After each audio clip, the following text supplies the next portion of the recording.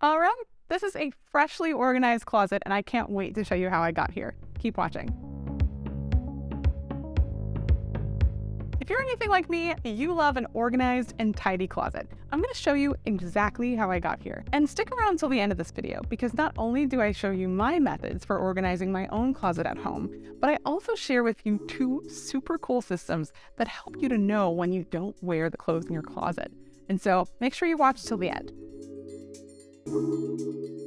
I have mixed and matched the clothing behind me in different places, different color orders, different type orders, so that there's no real pattern to how this group of clothing is organized. And I'm going to show you exactly how I put together this group of clothing so that it is perfectly organized and coordinated by color and type, the combination that I use in my own home. All right, let's get started. Also, if you watch my videos, you'll notice I use something called the Ellis color wheel, which goes like this. Green, beige and brown, yellow, orange, red, purple, blue, white, gray, then black. All right, let's get started. So you'll see the first thing that I do is I start to pull out items based on their color and organize them in my color preference, which in this case is what I've coined the Ellis color wheel, which starts with green on the left side. This is then followed by beige/brown, and I'll put all of my jackets towards the back right side for now. Usually I keep my jackets very separate from my tops. Seeing as I live in LA and I never need to really reach for a jacket that often, I try not to keep them in the main part of my closet. So you'll see when I'm putting the yellow tops together, I start with tank tops on the left side and I go into my longer sleeve shirts after that. It's also great to note that I'm showing you exactly how I organize my closet at home, which is by color, and within each color I organize by type. A great rule of thumb to remember when you're organizing your closet like this is that the least amount of fabric goes on the left. The least amount of fabric on the left. And that means that within each color, I start with my tank tops, followed by my longer, thicker tank tops, followed by my short sleeves, followed by my long sleeves. And then as I go more towards the right side, you'll notice that I'm putting all of my bottoms together in one section, not combined with my tops. However, if you are organizing your closet strictly by color and you want to put all of your bottoms and tops of the same color within the same section, just remember that to keep them really organized, you can always start with your tops on the left and your bottoms on the right. Now let's pause for a second. If you have a shirt that is two-toned, a shirt that has multiple colors in it, I always select the dominant color in the shirt. So as you can see, I'm staring at a pretty orange shirt that has some red at the bottom. When I first see the shirt, the first color I think of is orange. The shirt is orange. So this goes in the orange section, ahead of the long sleeve. Okay, back to my commentary. You'll also see that I'm putting my jackets and my suit jackets on the far most right side of the closet, and my dresses go right before that section as well. I also put my romper, that gray romper you see me holding, before my dresses. Reason being, it's not necessarily a dress. It's kind of a mix of a bottom, it has like a shorts bottom, and a top that are combined. So I put them between my bottoms and my dresses. As we move on to the bottom section, you'll see that I put my short skirts before all of my pants, but I try to keep my bottoms as color-coded as reasonably so. Now, if I'm looking at 2 different long sleeve shirts that are technically within the same color category, purple and purple, I'm going to organize them by formality. So that means that this shirt is kind of like a businessy, button-uppy shirt, whereas this shirt is like more floral, more special, it's see-through. To me, it's a bit fancier than this shirt, so I'm going to put the fancier shirt behind it in order. Okay, so when you're faced with 2 different shirts that kind of have contradicting characteristics, for example, this shirt's sleeve is longer than this shirt's sleeve, but this shirt is shorter than this shirt.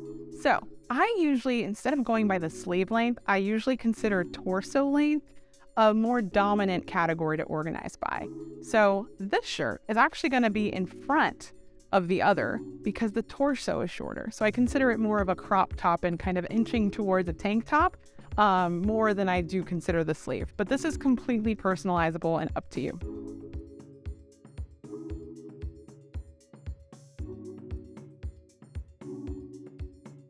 Again, this is another classic case of formality. This is a more casual button-up, but it's more casual, whereas this is made of nice materials and it's a much more formal shirt. So I put it behind the long sleeve, even though the sleeve is a little bit shorter. Once you get the hang of a color scheme that makes sense to you, you're gonna have a really easy time just filtering in the colors as you go. You'll also see that all of my bottoms are kind of in order of type, then formality. So you'll see that I start with my short skirts, then long skirt, then jeans, then business pants of different colors, followed by, again, my rompers, my dresses, and my business suits and jackets. We're done. And this is what an organized version of that mess you saw earlier is like. All of the clothes are in order of color, and within each color, they're in order of type, starting with tank tops all the way down to long sleeves within each color. So anytime I'm looking for a specific shirt that I want to wear for a specific occasion, it is so easy to find it. I just go straight to that color, and then I sort through the color based on the types that I'm seeing. If I'm looking for a long sleeve black shirt, I don't have to search through my whole closet to find that one long sleeve black shirt. I just go to the section with my black clothing, and then I go to the back section. This is how I categorize my clothing so that everything is easy to find and that everything is super easy to put away. And it also kind of makes you feel better. It like increases your mood whenever you have an organized system that works for you and where it makes sense to not just you, but to someone else who you might share the closet with or kind of operate your home with. And don't forget, my #1 recommend for hangers is velvet hangers. You can find adorable, aesthetically pleasing ones at Target. You can find them at the Container Store. You can find them at your dollar store if you like. For example, these hangers are from Bright Room, that's Target's brand. And my last tip for you, super important tip and something that changed the game for me when it comes to my closet organization system, is this. One way that you can kind of tell if you don't wear clothes in your closet is to do one of two things. You can either switch out the clothes that you don't wear very often and put them on a hanger of a different color. So for example, this is a black hanger because I use the colored hanger system for this.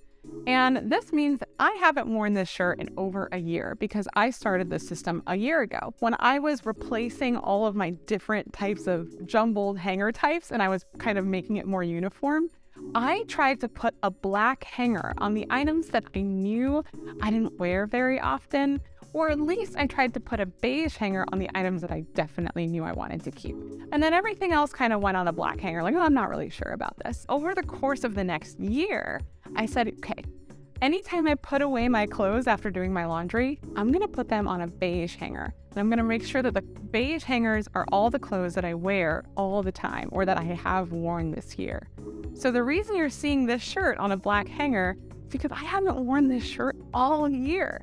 And what that tells me is at the end of the year, I can look at this and say, I obviously haven't worn it. Do I still want to keep it? If not, you can probably donate or sell that item.